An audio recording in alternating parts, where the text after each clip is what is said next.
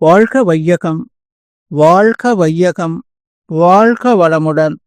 அருளாசன் அருள் தந்தை வேதாத்ரி மகரிஷி அவர்களும் ஒட்டுமொத்த மகான்களும் இறைநிலையும் என்னுள் சூக்குமமாக எழுந்தருளி இன்றைய நாள்காட்டி வரிகளுக்கான கவிவரிகளையும் அதற்கான விளக்கத்தையும் சிறப்பிக்க வேண்டுமாய் சங்கல்பம் மேற்கொள்கிறேன்.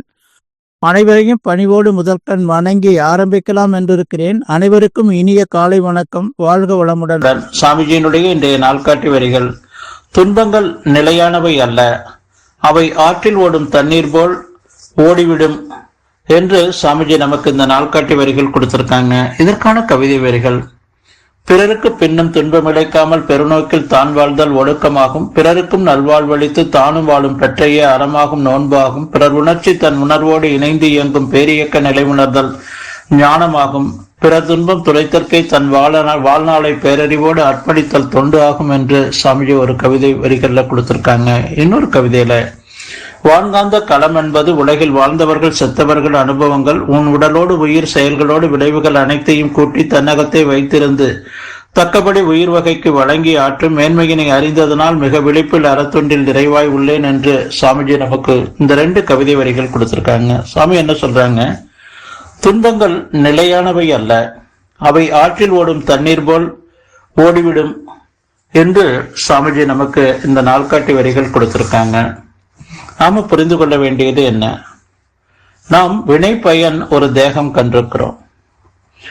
இந்த வினை பயனோடு நாம வாழ்ந்து கொண்டிருக்கும் போது இந்த வினை பயனை போக்கிக் கொள்வதற்கான ஒரு சூழல் தான் சுற்றம் ஊர் உலகு என்ற இந்த வகையிலிருந்து நமக்கு ஏற்படக்கூடிய அத்தனை துன்பங்களும் நம்முடைய ஜெனட்டிக்ல உள்ள பதிவுதான் என்பதை நாம புரிந்து கொண்டு ஒவ்வொரு மைக்ரோ செகண்டும் வாழ பழகி கொள்ளணும்.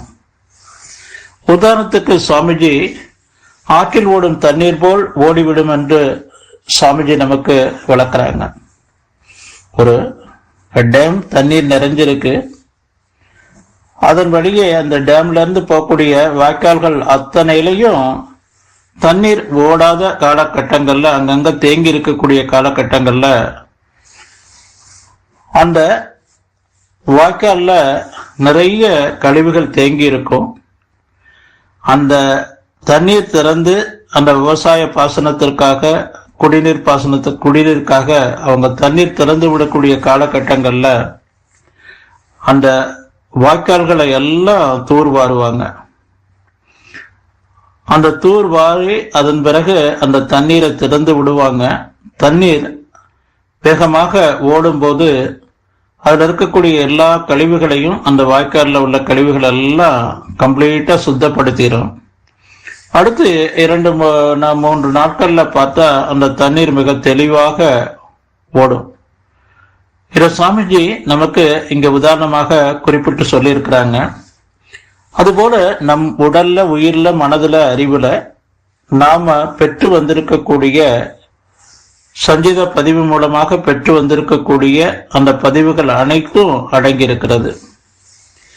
நாம இந்த தவம், மௌனம், தற்சோதனை என்ற அந்த நிலையில நாம இந்த உடலுக்கு, உயிருக்கு, மனதுக்கு, அறிவுக்கு என்று சொல்லக்கூடிய இந்த 4 விதமான பயிற்சிகளை தொடர்ந்து நாம செய்து வரும்போது இந்த ஆற்றை எப்படி தண்ணீர் திறந்து விடக்கூடிய காலகட்டங்கள்ல அதை சரி செய்து அதன் பிறகு திறந்து விடுறாங்களோ, அதுபோல நாம தினந்தோறும் நாம இந்த உடல, உயிர, மனத, அறிவை சாமிஜியினுடைய மனவளக்கலை பயிற்சிகள் மூலமாக, வேதாத்திரியம் மூலமாக நாம் நம்மை சரி செய்து கொண்டு வாழும் போது நமக்கு வான் காந்தத்திலிருந்து 3 விதமான ஒரு காந்த அலைகள் வந்து கொண்டே இருக்கிறது.